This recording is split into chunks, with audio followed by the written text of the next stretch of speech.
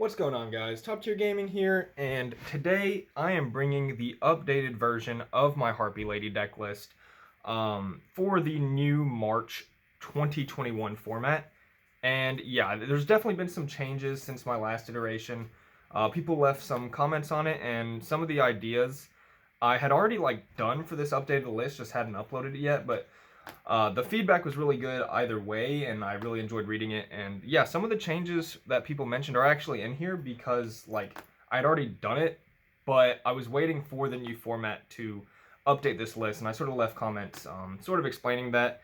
But yeah, I think Harpie Ladies are actually in an amazing spot this format because yeah, Harpie Ladies just have so many broken cards, and VFD is not a thing anymore, so they're in a great spot if you ask me. The deck's super powerful. I've taken it to a couple of tournaments recently, and I got first at a more casual tournament, and then I got second at a box tournament. So it's been doing really, really well for me. I absolutely love the deck, and I'm going to go through the list, explain some of my choices through the main deck and the extra deck. And the extra deck is something I really enjoy because it has such a unique extra deck for Yu-Gi-Oh! So I'm going to enjoy going through that one. But starting off with the main deck, starting off with 3 Harpie Channeler, just your best starter in the sense that it can search any Harpie Lady from your deck at the cost of discarding a Harpie card. She has a very unique effect where if there's a dragon on board, she becomes level 7, which is super relevant, and I'll explain why later. She's just an amazing starter, and she makes a lot of your plays. The way you make Samorg easiest is through this card, which is the main goal of when you go first, you want to end on Samorg, statue. And you can do other things like search Harpie monsters as well, which comes up. It just depends on the matchup. But yeah, she's just your main extender, main starter, and you really want to open with her as often as possible.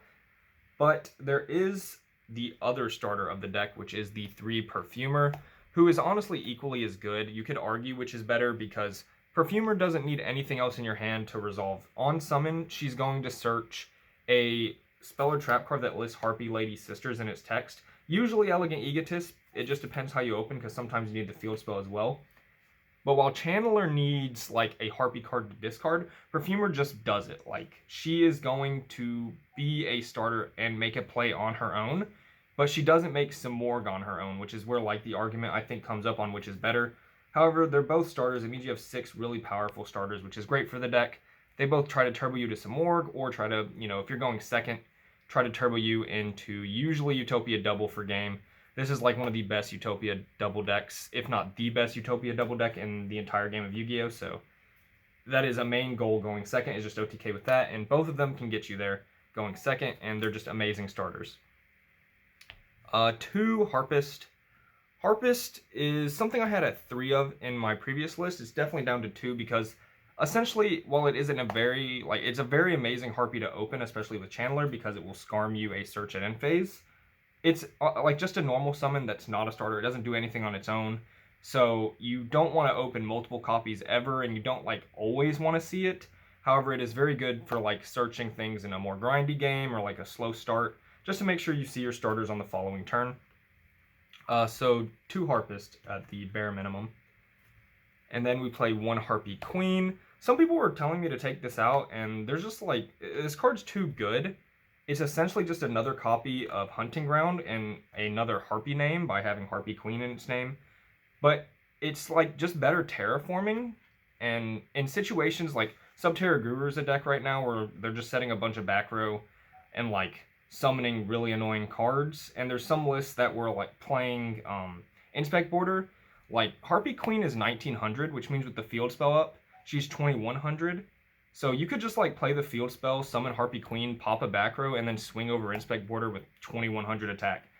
This thing is huge under the field spell, and in slower, more simplified game states that can come up, but she's also most of the time just going to be better terraforming for your field spell.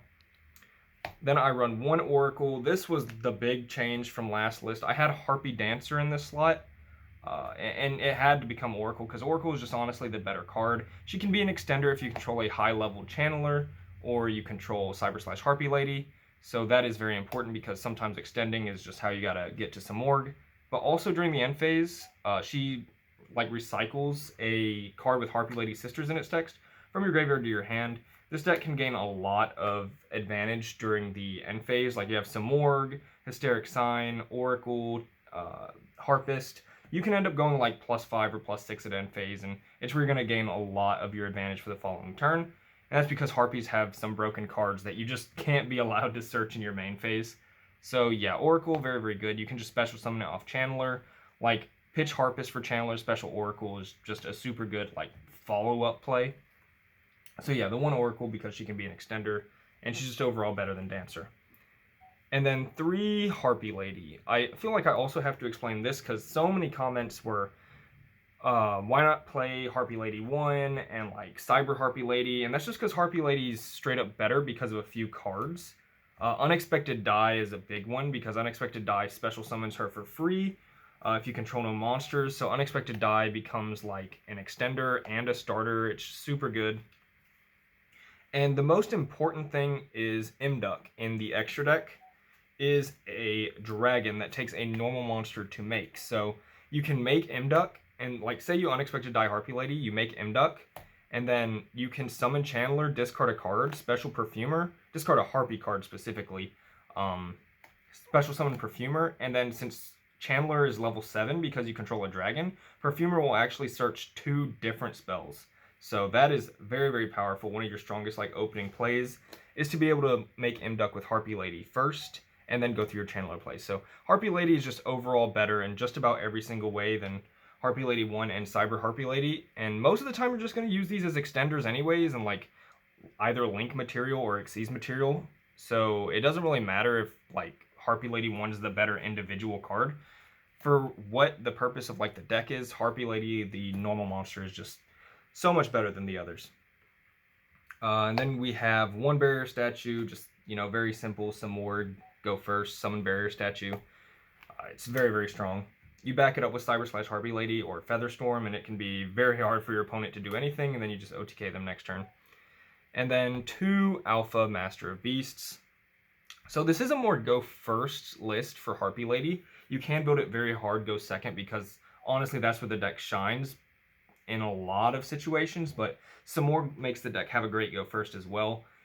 And so Alpha is definitely more of a go second card, but I wanted to main go second cards even if I'm choosing to go first if I win the die roll. Alpha is just fantastic for breaking boards, and he's very high impact. He's 3k, swinging over things. He can bounce multiple cards because you're running Winged Beasts, which is super good. And I'm actually choosing not to play hand traps in this list. If Alpha's like too expensive, you can definitely play Ash. Ash is a phenomenal card, as everyone knows. However, I'm choosing to like play more high impact break your board cards because I either want to go first and make my thing, or I want to go second and just really be able to clear the board in OTK. So break your opponent's board is just kind of better in my opinion for Harpie Ladies because you have Featherstorm as well. You usually want to run droplets if you own droplets. I do not, but if you want to play the deck at its highest level, this deck kind of needs droplets. So yeah, it's just like better break your board than slow roll with like Ash Blossom and stuff. So I'm choosing to run Alpha, and he's just an amazing go second. Open up the game state so you can OTK with your Harpie Ladies. So that's it for monsters. Onto spells. 3 Prosperity. It's in a really interesting spot in this deck. I think Prosperity is amazing when you're choosing like the go first variant because this can get you to Hysteric Sign, this can get you to Featherstorm, get you to a starter. Absolutely phenomenal. But going second, I usually side this out if I'm either choosing to go second or I know my opponent's making me go second, because you can't kill through Prosperity, and you really just want to OTK with Harpie Ladies. And Prosperity kind of dampens your plans because there's no way you're doing enough damage through Prosperity, even with Utopia double. You'd have to get extremely fortunate. But yeah, still an amazing card. Some people would say, why not just run Extravagance? Your extra deck's just like too tight to take the risk. I have to know what I'm banishing, so Prosperity is the way to go. However, if you want to play a more budget list, and for a budget option, I do recommend Extravagance over this card, but you will have to adjust your extra deck based on keeping the most important cards in there. Like you're going to have to run multiple Utopia double, multiple Utopia, multiple Samorg. So your extra deck will be very bare bones, but I do think Extravagance is a decent enough replacement for this card. Otherwise, Desires, of course, any pot will probably do over Prosperity. But yes, 3 Hysteric Sign. definitely the best card in the deck. This card searches Emergency Teleport and is Block Dragon at the end phase, so when I say that, I hope you can see very clearly how absolutely insane this card is. It can only use one effect per turn though, so that's like the balancing factor. But yeah, if it's destroyed or if it's sent from your hand or field to the graveyard during the end phase, you can add 3 Harpie cards with different names, which is super phenomenal because it searches Featherstorm, Feather Duster, and a starter, which is almost guaranteed game on your opponent's turn. But you can activate it to search Elegant Egotist, which is Emergency Teleport essentially. Super good card. If you're going first, you want to see this and Hunting Ground, so you can pop your own Hysteric Sign and search 3 at end phase. Next up, 3 Elegant Egotist. Yeah, it's Emergency Teleport. You definitely want to max out on this. If you have the space, you can definitely run like more tech cards and bring this down to 2 maybe, but you're going to go through 3 to 4 of this card in a game very, very easily, sometimes more, because you have ways to recycle it with Hysteric Sign or Oracle. But yeah, just special summons Harpie Lady from your deck, which you can recycle your Harpie Lady targets with Feather Rest, which is essentially like a Pot of Avarice for the deck. You have to be careful with this card in Prosperity because you can't use it after you've Prosperity because you can't draw cards. But this is a way to recycle a lot of your Harpie resources. And if you have a Cyber / Harpie Lady or a level 7 Channeler, you get to draw 2 cards instead of 1, which is very good. And then it locks you into wind monsters, so you do have to be very wary of that as well. You cannot Utopia double after you use the card. 2, Hunting Ground. I think in a go first list, 2 of this card is really good. It's a Harpie name for Channeler, and it can pop your Hysteric Sign. You just want to see it. Gives your Wing Beast monsters a nice boost. If you're making like a hard go second list, you can play this at 1, I think. But for go first, I think 2 of it is fine. So I essentially have 3 copies of it with the Queen. And then Duster, like, it's just a staple in this deck because it has Harpie in its name. So it's searchable, and you can discard it off Channeler. So super, super good. 2 Unexpected Die and a Swallow's Nest. I play 1 Swallow's Nest over the 3rd Unexpected Die because Swallow's Nest has come up too many times to dodge things like Imperm or Effect Veiler. Just like so many things where you can chain and then get rid of a monster to special a different starter. Like Summon Perfumer activate effect, they Imperm, and then you just Swallow's Nest it for Channeler is amazing. So Swallow's Nest has come up too much, and it's super, super good. And Unexpected Die is just for your Harpie Lady. Then I'm running 2 Triple Tactics Talent.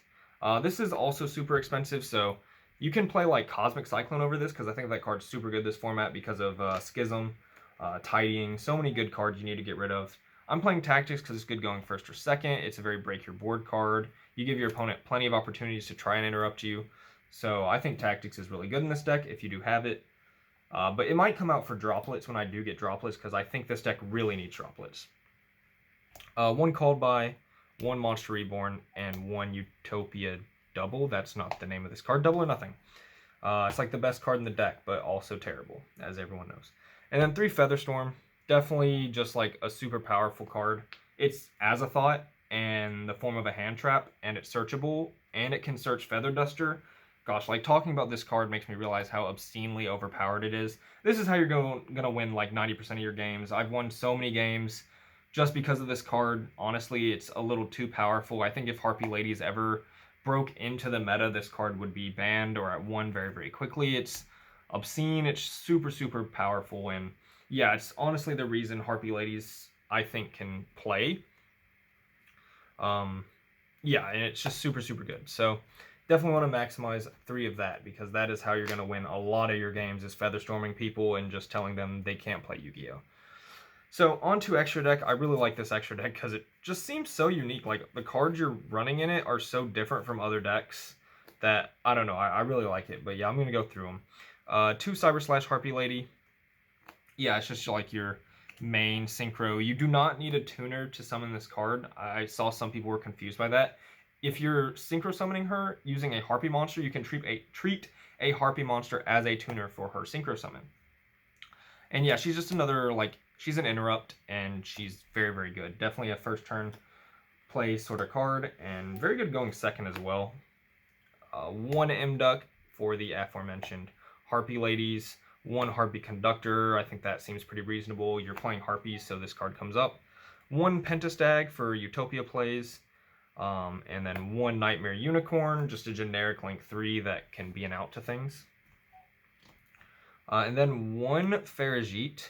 So Farigite is like very good because if you just have like Perfumer, get Elegant Egotist, summon Elegant, or use Elegant Egotist, get Harpie Lady, you can make this, and then if you have any other normal summon in your hand that you couldn't extend with, Farigite will just summon the monster, and then you can make some Morgue, and that is, it's just another extender into some Morgue essentially. But also this can put double or nothing back in your deck, which is very important. And then you have some Morgue, probably the most important card in the extra deck besides Utopia. It just summons all your Harpie monsters and Barrier Statue, most obviously. Then we have Utopia Double and Utopia. Yeah, I think that Utopia's best deck is Harpie Ladies, and I play a bunch of rank 4 decks. And it's just because, like, say Hysteric Sign resolves in the end phase, you're going to search Featherstorm, you're going to search Feather Duster, and you're going to search a starter. And when you have this, essentially, this is off 1 Hysteric Sign, by the way, which is obscene. So you're going to, like, blow away all their back row. You're going to summon Perfumer, search Elegant Egotist. If they have anything to chain there, you Featherstorm. They can't activate monster effects, so no more hand traps, no more interrupts. They have no back row, no monster effects, and you have Utopia Double. Like, that is game 99% of the time. Like, and it makes Utopia Double obscenely broken in this deck. So yeah, Utopia, 100% mandatory. You just have to watch out for Feather Rest, because it locks you into wins. Lightning Chidori, because this deck can play it, and Chidori is just like an old classic. Super good card. It can out 2 cards, which is very nice, and so easy to make that I think it's worth running. 1 Xerophine, this card has won me several games I didn't think were winnable, because it permanently negates things on field, and then it gets huge. Like, I negated a Chuche with this, and then Chuche was just like dead, and my Xerophine was like 4,000 attack. Something like that. Whatever multiple of 300, so like, I guess 3,800 or 4,100. But yeah, super, super crazy card. It doesn't come up all the time, and sometimes it does come up and it just gets like negated or does nothing. But it's so interesting that you can play it, because all it takes is 2 level 4 Winged Beast type monsters. So you're not going to get to play Xerophine in many decks, so at least in this one he's pretty good. 1 Dweller, just an all-star of the rank 4 anything. 1 Phantasmal Dragon. This is also a pretty Harpie specific card. It's 3 level 4 wind monsters. It can attack directly, and that's super, super good, and I think you can kind of see why. So it's able to attack directly. It has to detach at end phase, so you can only attack directly. Wait, hold up. Yeah, its effects can only be applied while you have a material, so I wasn't wrong. This thing can technically do 6,000 direct, which is very, very good. And it also, Harpie monsters can't be targeted, but it's a very, very good way to make a Zeus, because this is going to be 4 materials for Zeus, and it can attack directly and can't be targeted, so pretty safe Zeus that you can make. It's not Zodiac's, but it is pretty good for Harpie Ladies to be able to make Zeus like that. And yeah, that was the deck profile. I think my dog is about to start barking, so I better wrap this up quickly. He's looking very anxious. Hope you enjoyed. If you have any comments, please leave them in the description. And by that, I meant the comment section, because I control the description, so I'm a wackadoodle. But yeah, this was Top Tier Gaming. Bye, YouTube.